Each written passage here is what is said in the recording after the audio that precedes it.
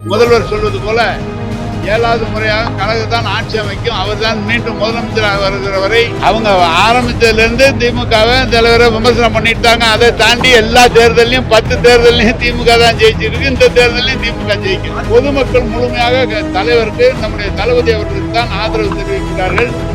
எந்த காலத்திலும் கழக தோழர்கள் உற்சாகமாக இருந்த நான் பார்த்ததில்லை. சென்ற இடங்கள்லாம் கழக தோழர்கள் மிக சிறப்பாக உற்சாகமாக பணியாற்றி கொண்டிருக்கிறார்கள்.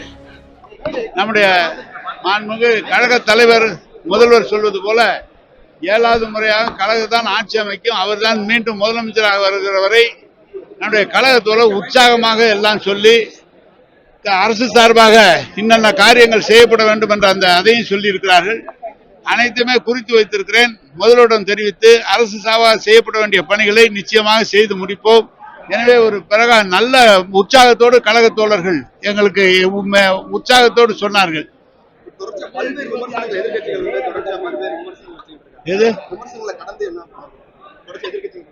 அவங்க ஆரம்பித்ததிலிருந்து திமுகவை தலைவரை விமர்சனம் பண்ணிட்டாங்க. அதை தாண்டி எல்லா தேர்தலையும் 10 தேர்தலையும் திமுக தான் ஜெயிச்சிருக்கு. இந்த தேர்தலையும் திமுக ஜெயிக்கும்.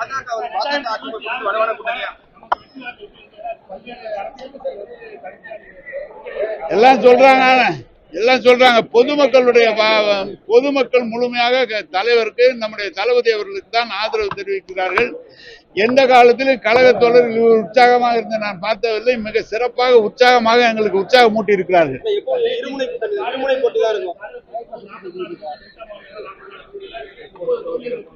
30 தொகுதியெல்லாம் சொல்லாங்க. போன தடவை 44ல் 40 வெற்றி பெற்றோம். 41 தொகுதி கொடுத்துருக்குறாங்க. 41 தொகுதி ஒரு 2-3 தொகுதி தவிர பாக்கி எல்லாமே நமக்கு சாதகமான சூழ்நிலை தான் இருக்கு. இல்ல, எல்லாரும் கேட்டிருக்காங்க. முடிவு பண்றது முதலமைச்சர்ல முடிவு, கழக தலைவர்ல முடிவு பண்ண. நான் எப்படி முடிவு சொல்லுவேன்? சொன்னதை தோன்றதை சொல்றேன். முதல்வர் முடிவு எடுப்பார். தெரியல, அது தெரியல. அதெல்லாம் யார் தெரியும்?